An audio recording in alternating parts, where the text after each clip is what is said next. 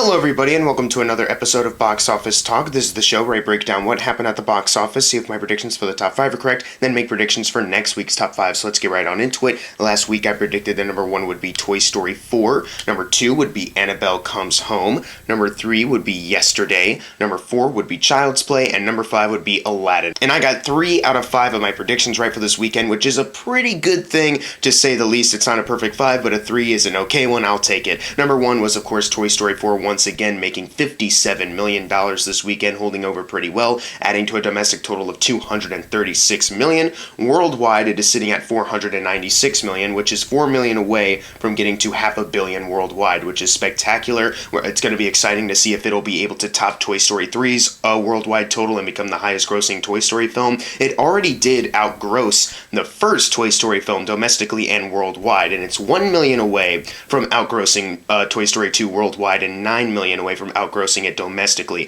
So it's already about to outgross those. It just needs to get past Toy Story 3 at this point, which is fantastic for this film. Number 2 is Annabelle Comes Home, making $20 million, adding to a domestic total of $31 million because it did open up on a Wednesday. And that is $1 million over its $30 million budget, which is pretty good, but this is still the lowest opening weekend for any Conjuring-related film. Maybe if they didn't open it up on a Wednesday, maybe that would be a different result, but since La Llorona was previously the worst opening for a Conjuring movie, this kind of takes the cake with its $20 million. Worldwide, it is sitting at $76 million, so it already did double its $30 million budget. It's obviously going to make it past $100 million worldwide, but the fact that the Annabelle movies and the Conjuring movies have now kind of descended down to each one that comes out now is now the official lowest opening one is kind of upsetting to say the least if you're a fan of this series and you want the best of it, of course. Number 3 was Yesterday, making $17 million on a budget of $26 million, and this is actually the highest opening weekend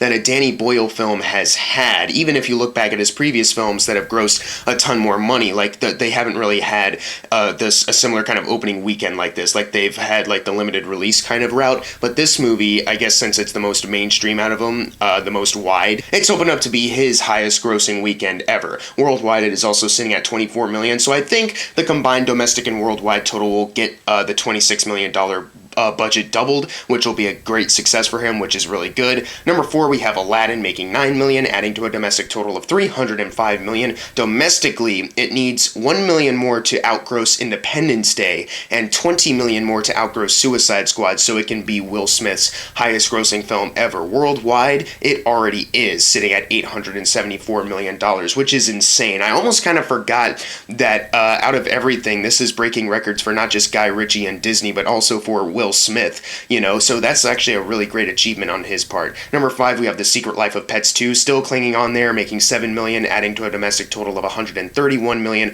Worldwide, it is sitting at $223 million, so even though it has been kind of riding the course a little bit of being stuck at like the number 5, like outer top 5 spot, it's still looking like it's going to be the second to lowest grossing Illumination film, even though it is still doing pretty well for itself when it comes to each weekend having a new release, and this is still kind of riding the wave. It's still not going to be able to surpass any of the other Illumination films. It did surpass Hop, which is really good, but I think the new gold standard for Illumination is if they can make a movie that outgrosses Hop and this one, then they're on the right path, because although they did double their budget and they're about to triple it if they get $17 million more worldwide, it's still not the best thing since your first movie opened up so huge and went on to gross like about $1 billion around that. Number 6, we have Men in Black International, making $6 million, adding to a domestic total of $65 million, and worldwide it is sitting at $219 million, which is a big thing because of two things. Number 1, it needs $1 million more to double its $110 million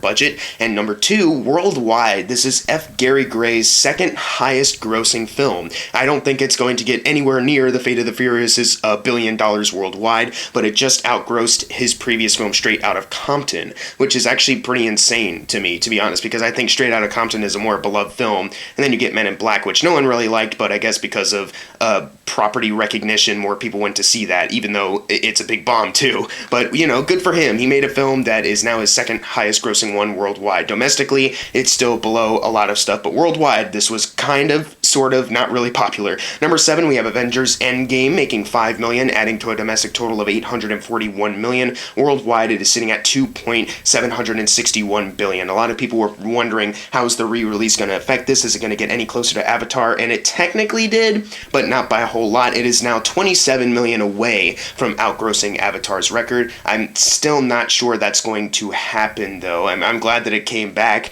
into the box office talk video, obviously, because I get to talk about this movie a little bit more and how much money it's made and how fantastic that is, but I just don't see it outgrossing Avatar at this point. A little upsetting for the people that wanted it to, myself included, honestly, but at the same time, you know, it did the best that it could and it made a ton of money, so there's really nothing to be upset about. Number 8, we have Child's Play, making $4 million, not holding over well at all after its debut last weekend, opening at number 2. That adds to a domestic total of $23 million, and it outgrossed Child's Play 3 and Seed of Chucky, and it needs $5 million more to outgross Child's Play 2. So this movie is making money enough to outgross the other Child's Play films, which is pretty good since it did open with the highest opening a Child's Play movie has ever had, but it's still not going to be a super big hit. It did double its $10 million budget, making $3 million over domestically, but there's still no worldwide total yet, so we're still going to have to wait and see on that if it's even here next week. Number 9, we have Rocketman, making $3.8 million, adding to a domestic total of $84 million. Worldwide, it is sitting at $165 million, which is still very good. It needed $35 million more to get to $200 million worldwide. If it gets there once it's out of the top 10 for the domestic chart, then that's spectacular. Obviously, I won't be able to report on it, though. But either way, I'm super happy for this film's success. It was able to quadruple its $40 million budget and make $5 million over that, and that's spectacular for this movie, even though I do wish it was a bigger film than Bohemian Rhapsody, which Bohemian Rhapsody somehow was. And closing out the video, number 10 is John Wick Chapter 3 Parabellum, making $3.1 million, adding to a domestic total of $161 million.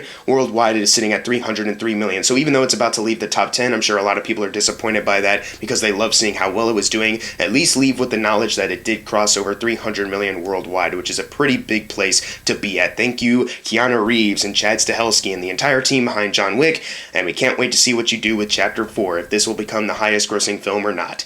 Now it's time for the fun part, the predictions for next week's top 5. Number 1, pretty easy, Spider-Man Far From Home. Number 2, Toy Story 4. Then number 3, I'm going to go with Midsommar because Hereditary was kind of a hit, and I think more people will go see that, especially since Annabelle opened really low. Number 4, Annabelle Comes Home. And number 5, Yesterday. But what are your predictions for next week's top 5? Leave them in the comments below, and as always, thank you guys for watching. Make sure to subscribe. I'm Jackson Fulcher. See you guys next time.